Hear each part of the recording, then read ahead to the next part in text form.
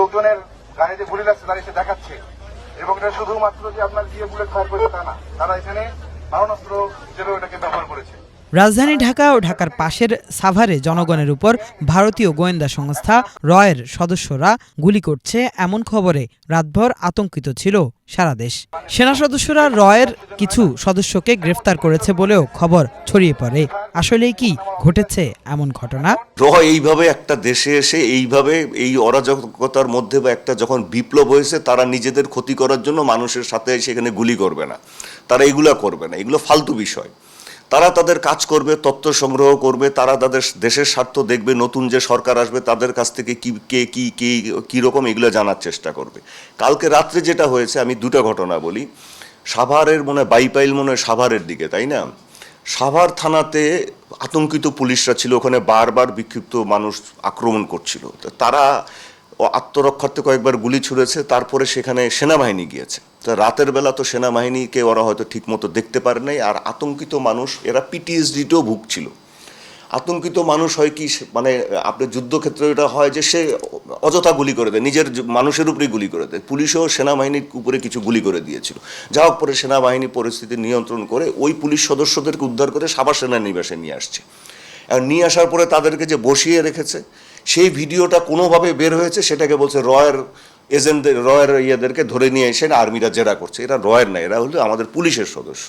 আচ্ছা, তারপরে দেখেন আপনার এই যে বাড্ডা থানার এখানে ঘটনা ঘটেছে রাত্রে, যে এখানেও পুলিশ আত্মরক্ষার্থে গুলি ছুড়েছিল। মানুষ বলছে এগুলো করছে। নিরাপত্তা বিশ্লেষকরা বলছেন, কোনো ভিনদেশি আক্রমণ নয়, দেশজুড়ে আওয়ামী লীগের নেতাকর্মীদের হাতে থাকা অসংখ্য অস্ত্রের ব্যবহার এখনও বন্ধ হয়নি। তারা এখনও কোথাও কোথাও গুপ্ত হামলা করছে। এছাড়া পুলিশের ওপরও রয়েছে জনগণের ক্ষোভ, যার সুযোগ কাজে লাগিয়ে থানায় হামলা করে দেশকে অস্থিতিশীল করতে চাইছে একটি গোষ্ঠী। এ কারণেই কোথাও কোথাও গোলাগুলির ঘটনা ঘটছে। অনেক জায়গায় জনতার হামলা থেকে বাঁচতেও গুলি চালিয়েছে পুলিশ। আওয়ামী লীগের যে ক্যাডাররা অস্ত্র নিয়ে 18 দিন 20 দিন আপনারা রাস্তায় নেমেছিল, যে হেলমেট বাহিনী, তাদের হাতে অস্ত্র ছিল, আপনারা দেখেছেন।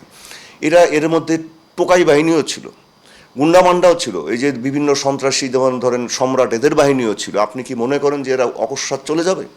এরা কোথাও না কোথাও ঘাপটি মেরে আছে। রাতের বেলা হয়তো একটা জায়গা থেকে, কোন জায়গা থেকে একটা অস্ত্র দিয়ে 4-5টা গুলি করে দিল, একটা আতঙ্ক সৃষ্টি করলো। এগুলো করবে, আস্তে আস্তে এদেরকে হয়তো আমাদের আইন শৃঙ্খলা বাহিনী বা সেনাবাহিনী আস্তে আস্তে নিয়ন্ত্রণ নেবে। সে পর্যন্ত আমাদেরকে ধৈর্য ধরতে হবে। এক হচ্ছে মানুষের ক্ষোভ পড়েছে পুলিশের উপরে, অস্বীকার করার উপায় নাই। এক শ্রেণীর পুলিশ যেভাবে দলীয় ক্যাডারের মতো মানুষের উপর নির্বিচারে গুলি ছুঁড়েছে, অত্যাচার করেছে, আমরা সবাই দেখেছি। এটা যদি কেউ বলে যে না এটা করে নাই, সেটা মিথ্যা বলা হবে। তবে এটার মানে এ না যে বাংলাদেশের সব পুলিশ এটা করেছেন। বাংলাদেশের 2,50,000-এর মতো পুলিশ আছে, তার মধ্যে 90% পুলিশ এগুলোর সাথে জড়িত না। তারা আদেশ পালন করে নিরীহ গ্রামের মানুষ। হ্যাঁ, এখন এই লোকগুলোকে থানা পাহারা দিতে হচ্ছে, যারা দুর্নীতিবাজ এবং ক্যাডারবাজ পুলিশ ছিল, যারা অন্যায় অবিচার করেছে, খুন গুম করেছে, তাদের বেশিরভাগ পুলিশ কর্মকর্তারা পালিয়ে গেছে। তারা এখন কোথায় আছে পুলিশ সদস্যরাই বলতে পারে না। কিন্তু তাদের যারা অধীনস্থ মানে অফিসার বা কনস্টেবলরা আছে, তাদের কি দোষ? এই পুলিশদেরকে আমরা আরও অ্যাটাক করা হয়, তাহলে এটা খারাপ হবে দেশের জন্য। কারণ যে সরকারটা আসবে তাদেরকে তো দেশ চালাতে হবে। গত 15 বছরে আওয়ামী লীগের যে যুবলীগ, ছাত্রলীগ, এদেরকে দলীয় যারা পান্ডা ছিল, এদেরকে কিন্তু ব্যাপকভাবে অস্ত্রের লাইসেন্স দেওয়া আছে। সবগুলো লাইসেন্স বাতিল করে দেওয়া উচিত। এবং যার কাছে পাওয়া যাবে, এই মুহূর্তে সরকারের প্রথম প্রায়োরিটি হবে zero tolerance against terrorism and corruption.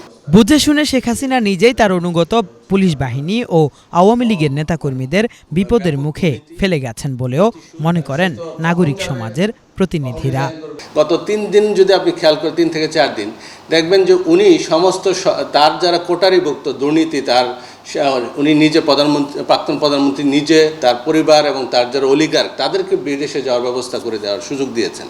আর উনি ঘোরাক্ষরেও ওনার দলীয় যারা নেতাকর্মী যারা তাদেরকে জন্য সে সমস্ত অপকর্ম করেছে বিভিন্ন সময়, 18 নির্বাচন, আপনার 14 নির্বাচন, সর্বশেষ আমাদের যে নির্বাচনটা 2024-এও হলো, তো সব নির্বাচনে অপকর্মগুলি যে নেতাকর্মীরা করেছে, তাকে সাপোর্ট দিয়েছে, তাদেরকে কিন্তু উনি গুণাক্ষরে বুঝতে দেয় নাই যে উনি পালাবেন। এবং গত কয়েকদিন আগে কিন্তু বলেছে যে শেখের বেটি কিন্তু পালায় না। তবে এই ঘটনাগুলোকে জনগণের ক্ষোভের বহিঃপ্রকাশ মানতে নারাজ বৈষম্য বিরোধী ছাত্র আন্দোলন। এত সরলভাবে বিশ্লেষণ করার সুযোগ নেই, এটাকে জাস্ট জনগণের ক্ষোভ হিসেবে উড়িয়ে দেওয়ার সুযোগ নেই। আপনারা আমাদের ঢাকা বিশ্ববিদ্যালয়ের একজন আপুর বাসা, সিনিয়র আপুর বাসা আক্রমণ করা হয়েছিল। তিনি হলেন কি সনাতন ধর্মাবলম্বী এবং তিনি কনফার্ম করেন যে তিনি ওদেরকে চিনতে পেরেছেন, যারা আক্রমণ করেছে তারাও সনাতন ধর্মাবলম্বী। সো এইখানের ভিতরে জাস্ট যেটাকে ধর্মীয় উস্কানি, ধর্মীয় দাঙ্গা, লুটপাট, বিরোধী দল লুটপাট করছে এইভাবে বলার সুযোগ নেই। এটা একটা ম্যাসাকার করার চেষ্টা করা হচ্ছে। যারা কিনা বাংলাদেশ থেকে অবাঞ্ছিত হয়েছে তারাই বাংলাদেশকে হলো গিয়ে এই জিনিসটা করতে চাচ্ছে, অস্থিতিশীল করে এইটা দেখাতে চাচ্ছে যে বাংলাদেশের ভিতরে এই আন্দোলনকারীরা হলো গিয়ে এই জিনিসটা সামলাতে পারেনি। তারা স্বৈরাচারী, তারা ফ্যাসিস্ট এবং এটাই তাদের কাজ। তারা যখনই হেরে যায়, যারা যখনই হলো গিয়ে তাদের অস্তিত্ব নিয়ে সংকটে পড়ে, তারা হলো গিয়া একটা ভিকটিম কার্ড প্লে করে এই ধর্ম নিয়ে, জাতিগত ধর্ম নিয়ে, এইসব ব্যাপার নিয়ে। সো এইটাকে হলো গিয়ে শুধু আমরা বলবো না, তবে আমরা পুরো জাতিকে একটা কথা স্পষ্টভাবে বলতে চাই, ধর্মীয় সম্প্রীতি এবং যে আমাদের রাষ্ট্রীয় সম্পদ সেটা রক্ষায় আপনারা প্রতি ওয়ার্ডে ওয়ার্ডে একটা কমিটি গঠন করুন এবং সেই কমিটি দিয়ে আপনারা হলো গিয়ে রাষ্ট্র সম্পদ রক্ষা করুন, ধর্মীয় সম্প্রীতি রক্ষা করুন।